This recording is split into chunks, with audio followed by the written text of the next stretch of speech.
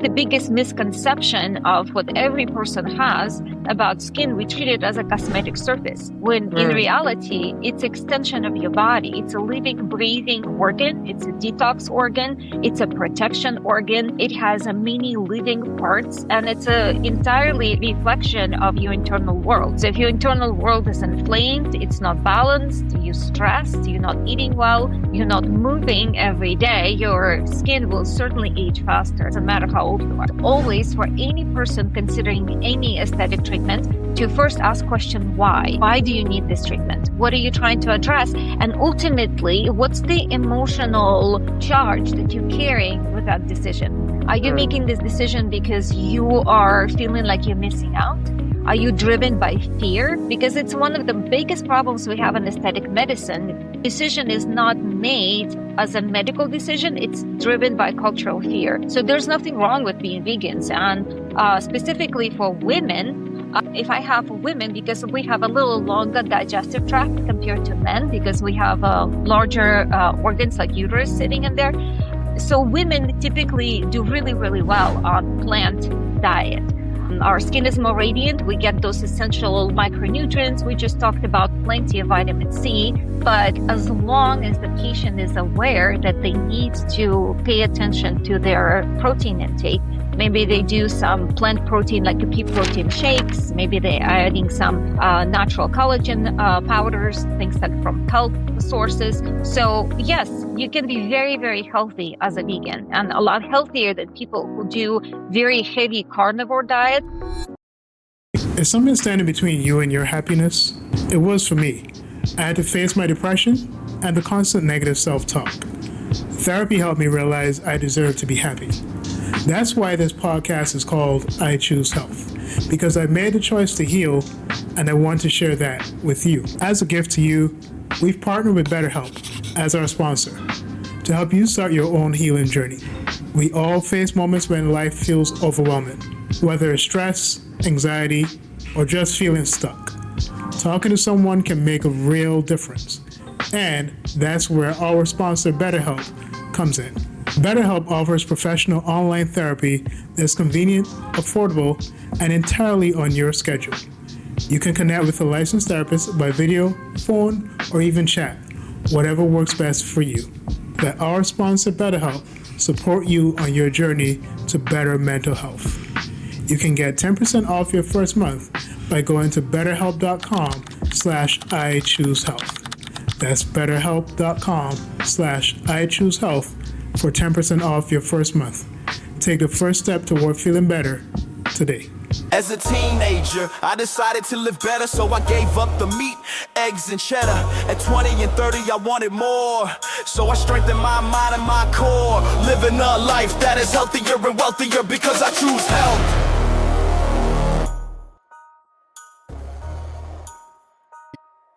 So I have to say that when it comes to skincare routine, I don't necessarily have one.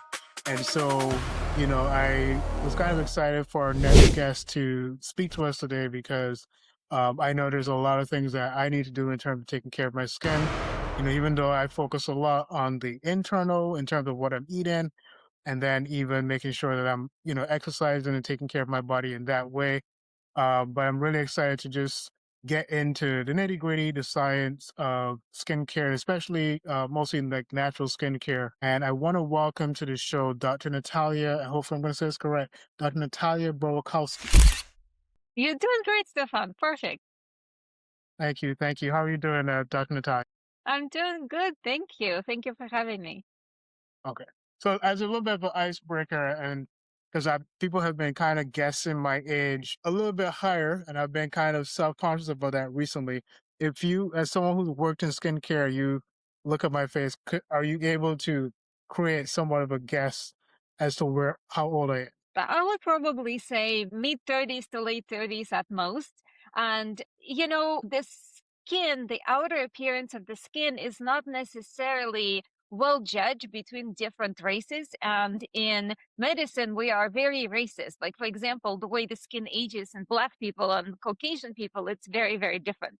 I always joke with my African American patients, you guys don't get wrinkles, you get more so pigment disorders. So if I'm looking at you right now on camera, I cannot really see the color of your skin that well. So for me, that's a little difficult to judge. And also male skin, because it's typically thicker and has more collagen and a little bit more that's superficial fat under the skin, it tends to age much slower. So it's kind of like the other, sort of disadvantage women have. We tend to age faster, and the lighter the skin, it ages faster as well. But ultimately, if we are talking about skincare, it doesn't have to be anything super crazy complicated.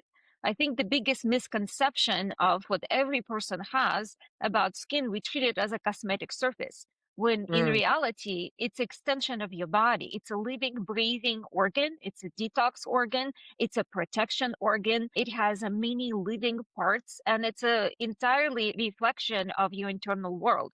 So if your internal world is inflamed, it's not balanced, you're stressed, you're not eating well, you're not moving every day, your skin will certainly age faster. It doesn't matter how old you are. Well, maybe there's some things that I definitely need to change in terms of rest. I always find it funny because I started this podcast, I Choose Health, and because I've been putting so much energy into it, there's been some things that I haven't really taken care of health-wise in terms of getting a rest or, maintain like a regular, eating schedule and stuff like that. So I'm just being vulnerable about that, so I definitely can see where those things also have an impact on my body overall and my skin and how it appears. So I think that's definitely helpful information. And, I want you to also just kind of go a little bit deeper and share like your personal journey and, what initially drew you to work in skincare, right? Were there specific experiences or insights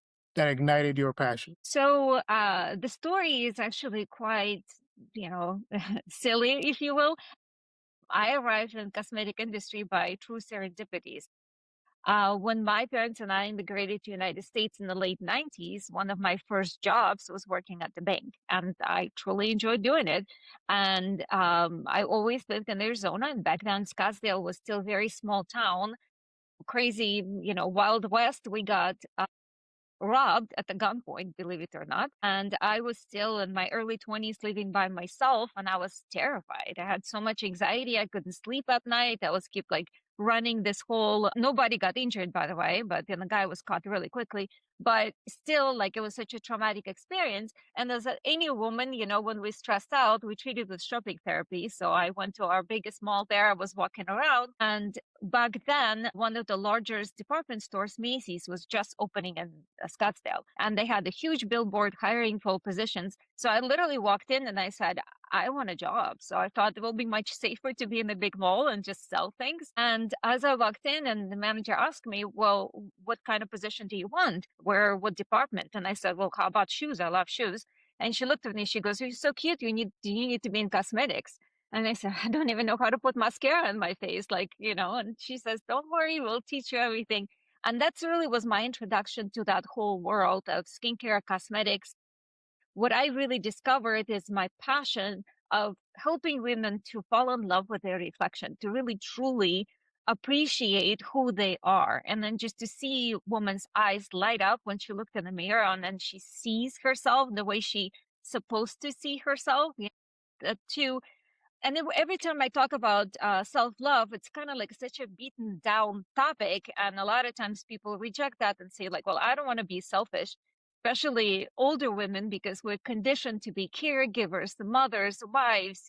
And I always say that self-love is definitely not selfish. You cannot pour love into everyone else unless you start with you.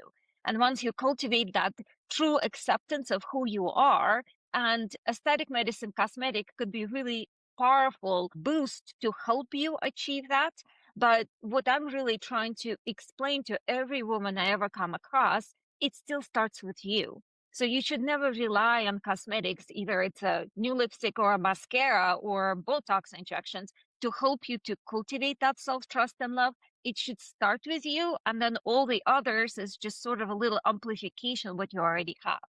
So my story started with a cosmetic counter, and little by little, I got into skincare industry. So I first became an esthetician. I opened my skincare studio back in the early 2000s. And from there, it was basically chasing the ultimate fix for skin diseases. Like to me, the biggest thing was to fix acne, to find a cure for it. And now, gosh, 20, whatever, 5 years or so later, I still don't have cure for acne, but I certainly learned a lot. That's one of the reasons I went for my undergrad for skin genetics and skin biology. And I spent a lot of hours staring at the skin cells under a microscope to really helping me understand, is there a genetic factor of how those diseases function, why they form, why we can't really find a cure for it. So a lot of things we do for skin, it's more to symptom management. It's not necessarily a cure. So with all my struggles and thoughts, I still came to a conclusion that cure, it really comes from within. So you have to address whatever that internal inflammation or imbalance is coming from if you want to have a healthy, radiant skin. That's really interesting, and thank you for sharing that. And what with that passion, how did that lead into the development of Desert Bloom Skincare? So I opened as a Bloom Skincare, like I said, back in the early 2000s, and I was still a single esthetician when I first opened it. I guess I was just tired of corporate world. I worked for different companies, and I just felt I could not work and really develop what I wanted for the skincare routine, I guess, by working for someone else. So when I initially started my business, I had no business degree, and then everybody else were telling me, oh, you're gonna fail, you're gonna spend so much money. And that's more so just kind of like fired me up. It's just pour more that passion into my veins. Well, you think I'm gonna fail, I'm gonna prove you wrong. So, and I did, and I can't say it was easy. It was definitely some struggles. I burned through all my savings for the first 2 years because I obviously barely was making my bills, but I would not do it any otherwise. I basically was self-taught entrepreneur. I made a lot of mistakes, but definitely got wiser in the process. Yeah. And one of the things I was looking at, especially with your focus on, keeping things, relatively natural. I saw the what you mentioned, the RF microneedling. I know we're kind of going kind of quickly here. When it comes to that particular procedure, because I know it is described as a minimally invasive cosmetic, and we're just talking about regular microneedling, minimally invasive cosmetic procedure that uses fine, sterile needles to create controlled micro injuries in the skin. Mhm. How is this process different in the RF microneedling? How much safer is it? And how much healthier is it for the skin? So ultimately, it all depends on what's the treatment outcomes we're searching for. Not every treatment is ideal for everybody. So typically, if I have a new patient come to clinic and asking specific treatment, my first question will be why. And why is not necessarily just what condition you're trying to address, but also the deep reasoning why are you doing this. So typically, if I have a male patient like you, Stefan, and then come in and asking for radiofrequency microneedling, they will be treating some kind of skin irregularity, commonly acne scars. And yes, it could be quite beneficial treatment. And the good thing about a radiofrequency microneedling, it's safe for all the skin colors. Unlike laser treatments, for example, we have to be really mindful and we cannot really use it on people with a darker skin color. We can cause more injuries, more like a pigment loss or too much pigment problems afterwards. The thing is with a radiofrequency microneedling, first, it's completely different from microneedling treatment. It just sounds very similar because it has the same word in there. So yes, there are needles that create micro injuries in the skin, but the purpose of radiofrequency specifically, it's to break down all collagen. So radiofrequency is heat. It delivers specific heat, usually about 42 degrees Celsius, to the skin, which helps to denature old collagen fibers. The question is, why would you do that? The human collagen have a half-life of 15 years. So during that time, just think that collagen is worn out. There's some wear, tear. It might not be that healthy. Might have some inflammatory molecules attached to it. But body is not going to remodel something unless you're forcing body to do so. Because ultimately, your body doesn't care if your skin has some acne scars or some kind of marks on it, or it has some wrinkles, or there's some laxity, sagging. It's essentially only cares if the skin is intact organ, because the main purpose is to protect you from outdoors, from the environment, which can have all kinds of pollution, bacteria, virus, whatever, that can obviously injure or even cause death to your internal juicy health, right? So when we break down all collagen fibers, we create that temporary inflammatory process, which recruits the fresh blood, the immune system, and all those cells go into a skin to clear out garbage. And then the body starts lay out fresh collagen. And at that point, the internal health is extremely important because the collagen is expensive, very large protein molecule. You can't just, drink collagen drink and think you're going to get it into your skin. It doesn't work that way. You have to create your own. Kind of like a similar in the workout. When you work out, there's a hypertrophy of your muscle. So your muscle fiber grows. So for that to occur, you don't just exercise, you also give your body sufficient nutrition. So you take in enough protein. You might be taking some pre-workout drinks, so you have more energy, more to live. You might be doing some post-workout, so then you replace some lost electrolytes if you did intense cardio. So think about it like your body is a big, very busy factory. So if you're creating conditions for the new tissue to grow, you also need to make sure you allow enough nutrition for that tissue to grow in the healthiest possible way.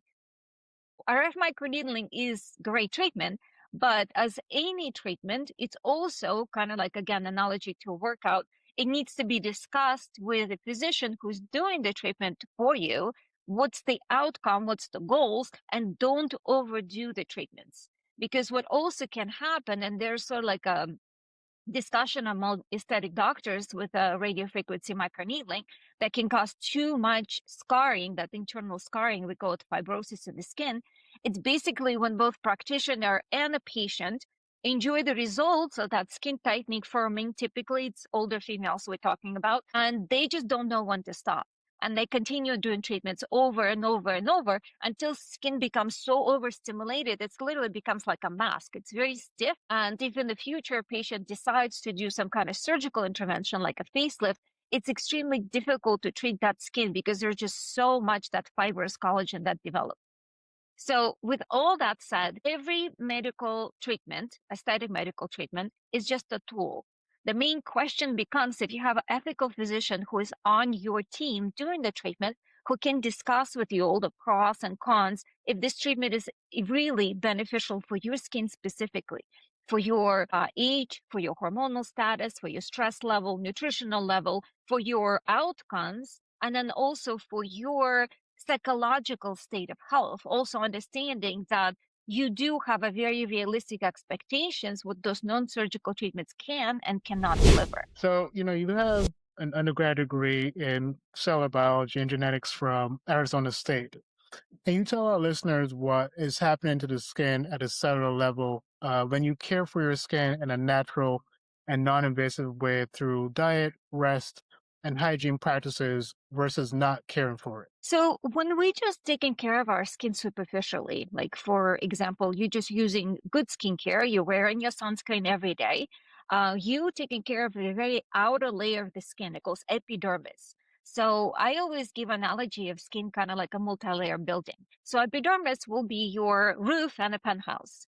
So it's important layer to take care, of course, because if your roof is not intact, right, it becomes leaky and then the entire building underneath can be damaged by it. So taking care of epidermis, it's something that patient or person should do every single day. It doesn't have to be anything complicated. Skin just need a regular cleansing. I usually advise just cleansing once a day, not twice a day, because twice a day sometimes over dehydrates the skin, especially in colder condition like you in Brooklyn right now. You don't want to dehydrate that top skin layer because you can get a frostbite and injury from just being outdoors. And then your skin needs hydration. One thing it's very important, even if you have oily skin, your skin does not produce water. It actually loses water constantly because it has pores, it has sweat glands. It can produce oil to compensate for dehydration. So people with oily skin often skip moisturizer because moisturizer, it's like a salad dressing that's been emulsified. It's both combination of water and oil in this creamy suspension. So you're using moisturizer, you're adding both oil and water, and that's what lubricates cells and make your oil glands happy. So even with oily skin, you're actually going to be less oily if you're using appropriate moisturizer. And when people skip that, the skin becomes more dehydrated and compensates it for more oil, and then it will become more inflamed and it can cause all kinds of skin diseases. So essentially, inflammation is coming from that lower layer. It's 4 times thicker than epidermis, and that layer called dermis. That's where your collagen lives. That's where your skin cells called fibroblasts live. That's essentially your living, breathing, bloody, sensitive skin layer. That's where you have all your nerve endings. So if you don't take care of the upper layer, which is that purpose of upper layer of epidermis to protect the underneath layer, then underneath layer starts to recruit immune cells and everything becomes very sensitive and inflamed. And then depending on the state of that skin, the age of patient, anything can happen from acne to rashes like eczema, rosacea, and then really any other skin conditions. I'm wondering, because is there a specific diet and hygiene routine that is seen as optimal for healthy skin? And also, can you share with listeners, what your routine is and why it works for you? Well, my routine is probably going to be something completely different from someone like you, Stefan, right? So we're different age, we're different ethnical backgrounds, so also different sexes. But ultimately, my advice always start very simple. And it goes with the same thing with the fitness, with nutrition. If you have a very complicated routine, some, I don't know, guru on Instagram told you this is a fascinating anti-aging routine, you might stick to it for, let's say, 2-3 weeks, maybe a month on just pure motivation because you charged up. And then you get exhausted. So instead, I always advise to simplify something that you can just repeat every day and becomes pleasurable, becomes part of you. Simple as brushing teeth. So as for the nutrition specifically, for skin health, there's 2 essential nutrients humans, we cannot live without. The first really curious fact that most people don't know, humans, one of the few animals that cannot produce their own vitamin C. That's why disease like scurvy existed when people traveled, long distance on a ship and they didn't have any kind of vegetables with it or fruit. And they developed this condition. And why vitamin C is important for skin? Because it's a cofactor helping cross-link our collagen. So again, it all goes to that number 1 important protein in our skin. And collagen type 1, it's not just important for skin specifically, it's everywhere. It's in your muscles, joints, it's in your heart, it's in your bones. So ultimately, when you lacking vitamin C, you don't just get more so exposed to immunity deficiency and getting cold more frequently, it will definitely affect your complexion. Your skin will be more dull, you're going to age faster. The vitamin C, most people say like, well, I don't really like oranges or I'm allergic to lemons or whatever the citrus fruit they think of. But ultimately, the most vitamin C actually found in vegetables. Bell pepper and broccoli has one of the highest concentration of vitamin C, and most people don't even think about it. Yeah. And occasionally, I also have people who say, well, I don't like vegetables. And my back question is always, which ones? There's hundreds of plants on this planet. So just, be curious, try different ones. I'm sure you can find something that you love. And I am very kind of like artistic person. I like color on my plate. And most people don't really think that color in plants, it's a very important micronutrient panel.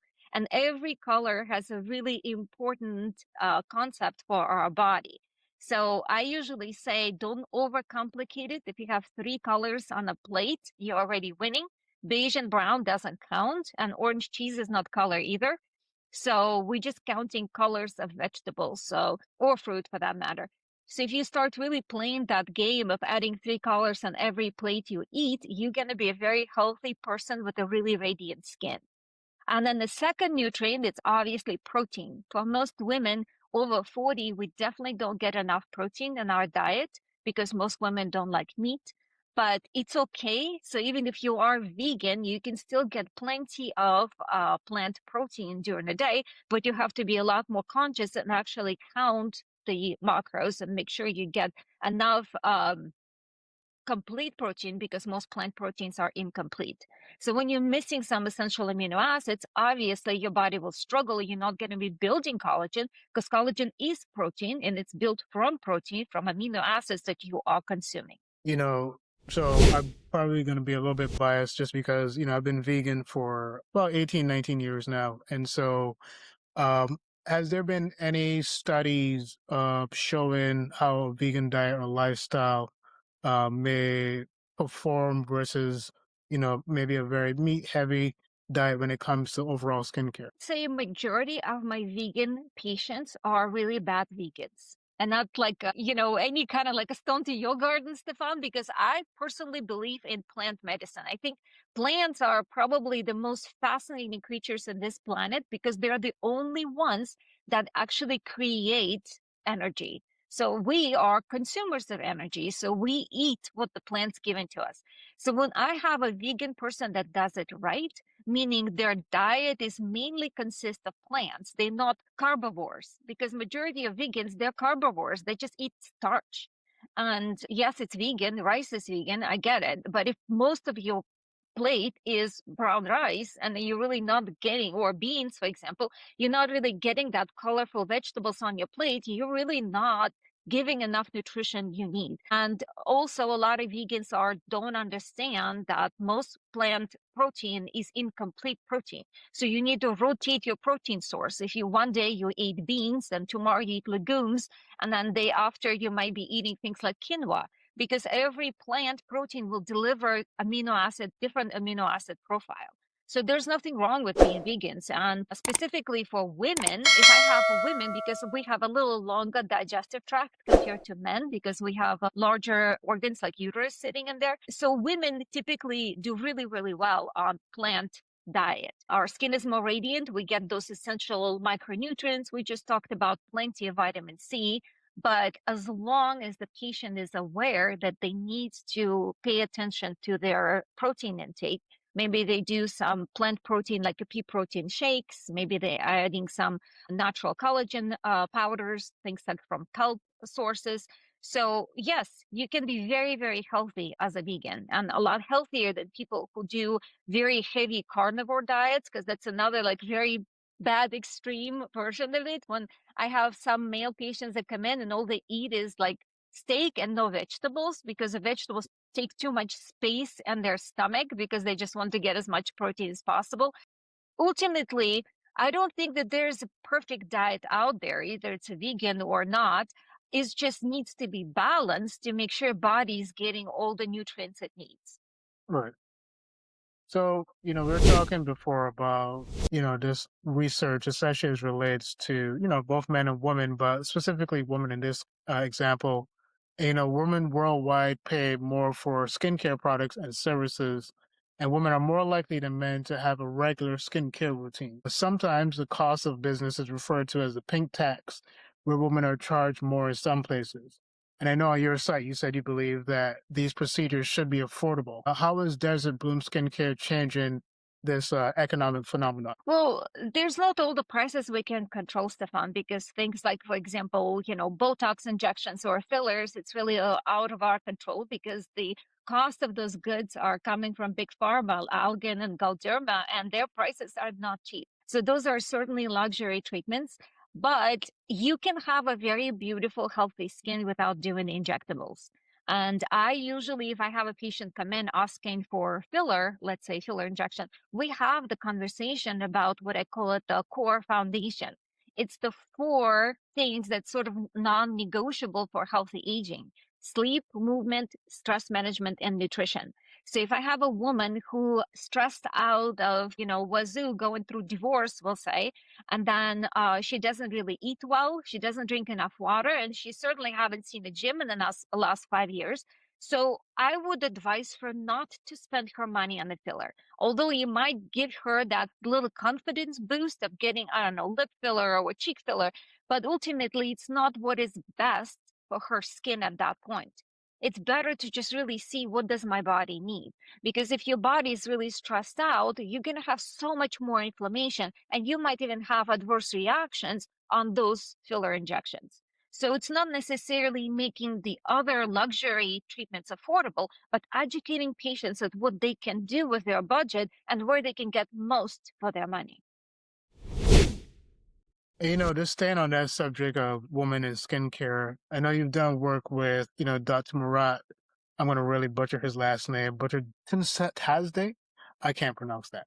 But Dr. Chris Surik and Dr. Zach Alley. However, these great doctors are all men. And now the science is the science. Have you found their work to be attentive to very specific skin issues that affect so many women? So all those physicians, like Dr. Murat Sadze, he is from a very small country. No, you're good. Don't worry. The Georgian language is a very fascinating language. It's kind of like a little side note there. It's a tiny little country in between Middle East, Asia, and Europe. Very proud country, unique country that has its own alphabet and its own language. It's one of the very few rare languages. It's actually, there's 4 of them in the world that use their own alphabet. But ultimately, Dr. Sinsadze, he's a plastic surgeon, and I did training with him for observable thread procedures. So he's not necessarily has anything to do with the skincare because he's a plastic surgeon. He performs things like a rhinoplasty, facelifts, blepharoplasty, things like that. So he's more so, let's say, skill coach, if you will. So not necessarily does anything with the holistic approach. But to kind of like give a little sense to, I just recently, 2 weeks ago, got invited back to Georgia because I fly there frequently to be a faculty in one of their biggest conferences they do once a year. And I proposed my topic to talk about holistic approach to female health, which is a really far-fetched for their conference because usually they discuss things like, how to perform better facelift, which technology will be better. So they're really more so technology driven and a treatment driven when I'm trying to bring in a conversation of treating a patient as the entire holistic entity, not a piece of symptoms. And its approach to, both Dr. Zach Alley, for example, he is a physician from England and he does filler injections for the most part. Again, I just did a skill training with him to learn his techniques. He's really successful, but he does not look at his patients as a holistic entity. He doesn't ask about inflammatory status, hormone status, things that I care about. So this is a new conversation. I'm trying to get louder and bring it to the world of aesthetics. So we can go from that reductionist approach to skincare or medical care in general, and then just get more of a holistic and then really give the best outcomes and then minimize side effects by knowing the person in front of us. It doesn't matter, male or female, by knowing them more. Now, I know we kind of already touched on the microneedling stuff, but I've been looking at the other procedures that you offer as well, like the PDO threads, minor surgery, fat transfer, the dermal filler treatments, even the laser resurfacing treatment. How, with these particular procedures, would they just be considered like just certain normal surgery that the average everyday person would get? Well, not necessarily. Again, ultimately, the choice of procedures, it's a conversation between the physician and the patient.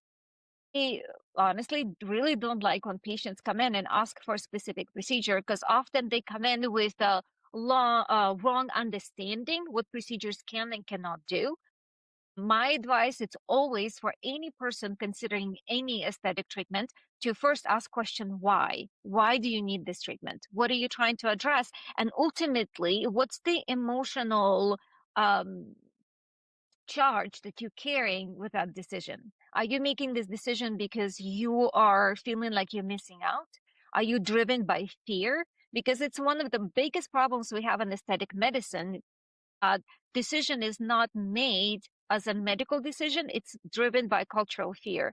It's driven by societal norms. Like, for example, for women, and it's been like this for centuries, we always praise women for beauty and youth. And nobody can stay young forever. If you in your late 20s approaching 50, you start chasing that look what you were in your 20s, that's where you're more likely to run into complications and overdoing it because this is unachievable. It really should come from the point of helping you to sustain your skin health and have, again, ethical physicians who can guide you through a process and also address it from inside out. So you do your core first, your 4 steps that I already mentioned. And then you consider the procedures, regardless what that is. Laser, threads, I mean, they're just tools, really. I know we're kind of running a little bit short on time, but I want you to obviously take a time to just tell us a little bit more about your podcast and then the impact it's having on, people worldwide in terms of skincare, but especially women as well. Well, for my podcast, I trying to get kind of like a little bit controversial conversations about aesthetic medicine. Basically, everything that I already talked about, how our aesthetic medicine is still very reductionist, driven by treatments. It's not really driven by entire holistic approach to a patient. I'm doing my best trying to change that. I'm currently writing a book called Emotional Aesthetics, and it's helping women to really understand what the aging process is and approach it from the point of education, from the point of self-trust, instead of from that cultural fear and anxiety of trying to be someone they're not. That's amazing. I'm looking forward to that as well. And just let people know where they can do the website, but then also where they can work with you on social media or just connect with you on social media. The only social media accounts I have is Instagram, because I just only one person. Although I do have an IT team, all the content still come from me. So they're trying to convince me to do TikTok and whatever the other platforms. I don't even know. I'm sure my teenage kids know that better than I do.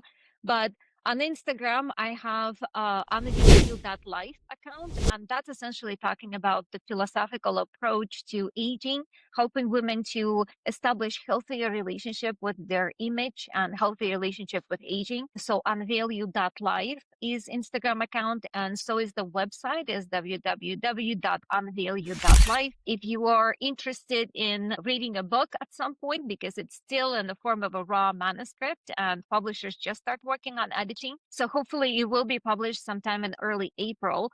And once we have a pre-sale open, a pre-sale will be open to all the people on our list. So you have to go to unveilyou.life website and then just put yourself on our mailing list, and you'll be the first to know once the book is open up for sale. And it will be available on Amazon. We'll have a digital version, which is Kindle, and then we'll have the soft and hard copy books available. Well, Dr. Borakowski, I just want to thank you so much for just taking this time to talk to us, for being open and honest with us, especially when it comes to medicine. I think when it comes to finding people in the medical field that overwhelmingly are honest about their perspective and opinion on different things, that's kind of far and few these days. So I'm definitely thankful that you're open and willing to share that with us. Thank you, Stefan. It was a pleasure. Thank you for having me. This is week 47 of 52 Choices. If you've been putting off a doctor or dental visit, this is your sign. Preventive care saves lives. The CDC reports that regular screenings help detect high blood pressure, diabetes, and cancers early, when treatment is most effective. The American Dental Association links routine dental cleanings to lower risk of gum disease, which is associated with heart disease and systematic inflammation. Small issues caught early stay small. Cavities don't become root canals. Elevated blood pressure doesn't become a stroke. One phone call today could prevent a major health crisis tomorrow. Your future self will thank you.